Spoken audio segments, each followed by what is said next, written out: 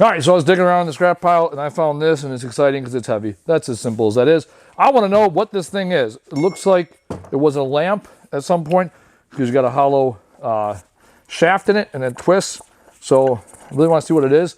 I'm going to take it apart just to save the suspense of what it is until I got to take it apart because I just do. So what I'm doing right now is I'm holding the nut on the bottom, twisting it, a little bit easier to get it started. Then once you get it started, you just take that nut out.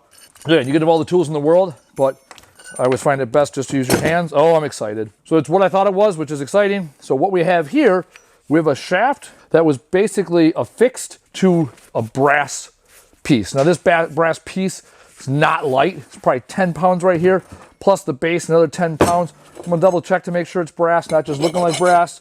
Grind into it a little bit, and you can see it is brass in color. That gets me excited. Brass is my favorite metal. Like when you're a kid, you have like a favorite dinosaur or a favorite color. As an adult, I have a favorite metal, and I'm not afraid to admit it. Brass is my favorite metal. It's my favorite because it's very malleable metal. It's not found everywhere, but when it is, like in lamps, you get excited. It's heavy, and it costs a lot of money from a scrap value. So I love brass. Now the next thing I'm gonna do is take a look to see if I can pull this thing out. If I can pull it out, I will. If I can't, what I'll end up doing is I'll just break it off or cut it off with a chop saw, depending on how simple it is. I want to get as clean a cut as possible. So you always want to dismantle before you start cutting, but have the ability to cut if needed.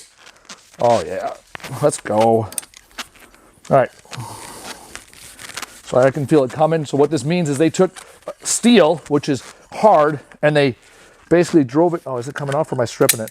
Oh, maybe not. I was just stripping it that whole time. I thought I was actually twisting it. Nope, just stripping it.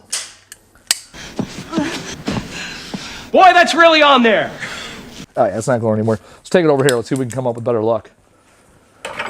Always should have a good vise laying around. Nope. Nope. Nada. All right. So I'm going to take this thing to the chop saw to cut it off to make it as clear as possible. All right. Now one of my favorite tools. This saw I got back in 2008 for Christmas. When I got laid off from my father's company, I had to make a living somehow. I actually got this tool, $200 chop saw, probably about $250 now. I got this chop saw. This has made me thousands and thousands of dollars. It's paid for my mortgages, paid for my vehicles. This chop saw, I've spent hundreds of hours on it. It's a must if you want to get serious about scrap. So the reason why you need a chop saw is you want to separate certain metals from other types of metals to maximize the value while minimizing your effort. So something like this is a lamp I was messing around with earlier. Oh shit, I gotta take this. Let me just take this. Yo. Yeah. Just left an estimate. Okay. And how many falls? It's like a 20-foot by 40-foot like pit where these guys, they used to have like a play set on it, and it's full of, it's about 3 to 4 inches deep of this like rubber, like wood chips, basically. Yeah, the chewed up tires. Yeah, exactly. Yeah, right. I want nothing to do with that. Okay. Okay, sounds good. Glad we had this conversation. Yeah, good talking to you. Good talking. Good chat. I kind of figured, I mean, otherwise we're looking at... Oh, dude, you got to get a skid steer out there and it's fucking rubber. Fuck that. With his Yeah. machine down there. Get a landscape company. They can take care of it. Not refer a landscape company to it. Okay. All right. Sounds good. Yep. Thank you. Bye. Bye-bye. All right, know what the fuck you do right and know what you do wrong. If it involves a skid steer and fucking dump trucks, I ain't messing around with it. That ain't junk removal, Jack. That's landscaping. All right. That was a great video we cut into. All right. Whatever. Whatever. Roll this. You know what the difference is between a lot of YouTube creators and what I want to create is I don't want it to be fucking polished. I don't want lights. I don't want to have a fucking script. Like, hit the talking points and we'll figure out where it goes. That's what has been successful on our podcast. So we're going to fucking do that. So you know what? Sometimes when you're scrapping, life fucking happens.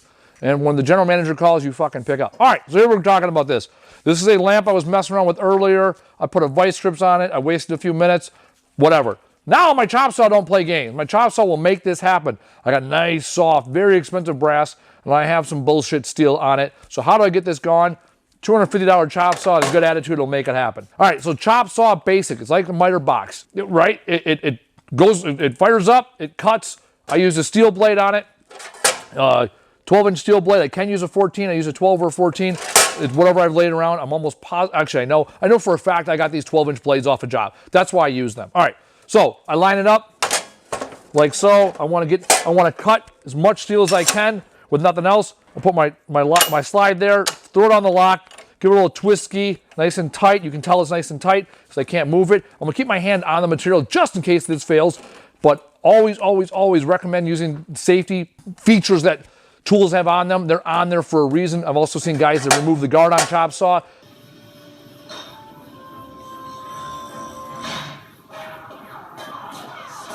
I don't want that in my life. I like, 10 fingers, 10 toes, big fan. And I used to sell tools. There's a reason why we have safety features. All right, let's fire this thing up.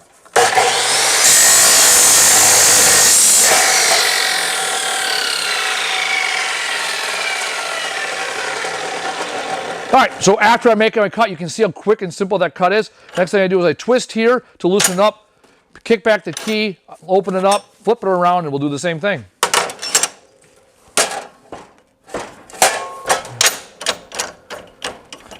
I line up every cut because, again, take the 3 seconds it takes to do things right.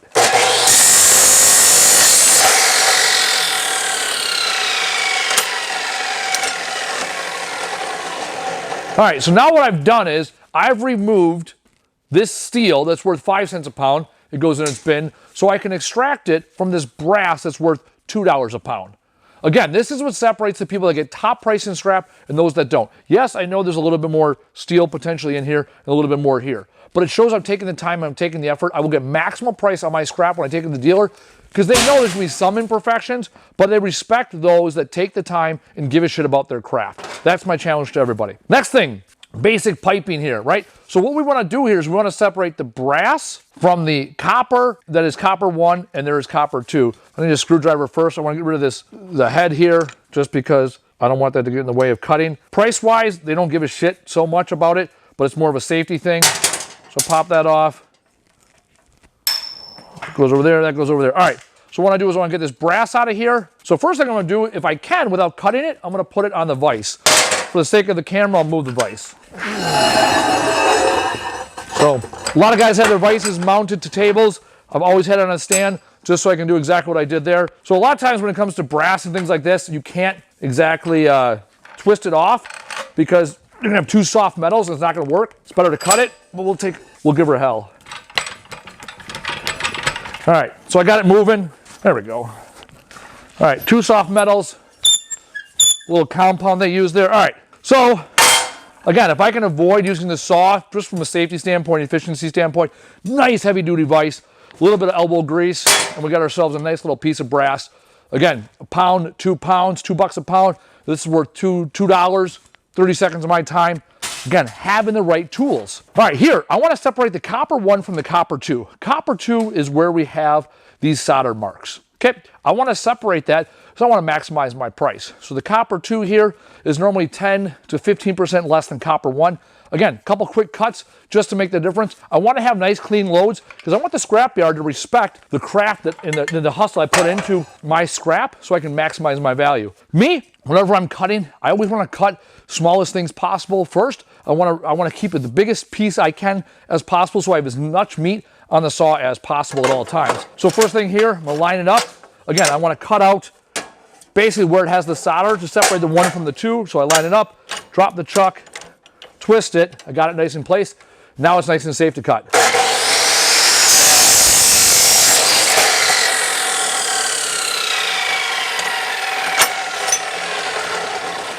This piece here now is copper number 2. It's got its own bin.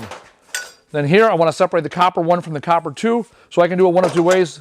I'll put this on the end because I like to have a nice flat piece here. So I want to separate that copper 1. Again, I do the same exact process every single time. When it comes to scrap, if you want to make money, it's all about being systematic, thorough, and repeatable.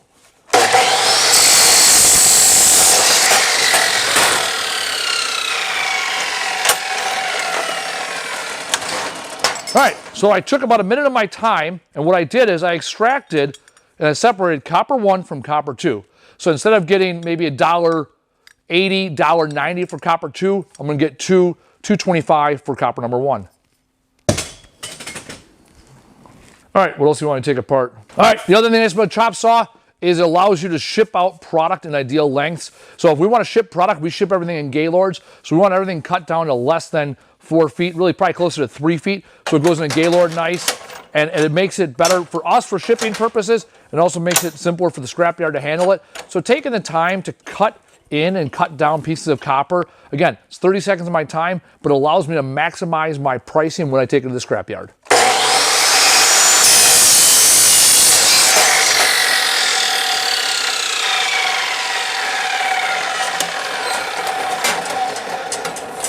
Nothing fancy as far as measuring, just get them close, make sure they fit in the bin nice.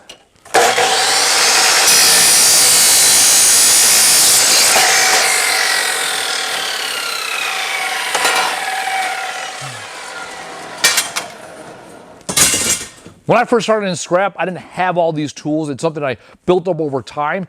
But what I did have was the knowledge to know that the more I broke things down, the better price I'm going to get. And then over time, you start realizing where your max value is and what tools you need to buy in order to be a good recycler and collector so that you can maximize your profit when you go to the scrapyard.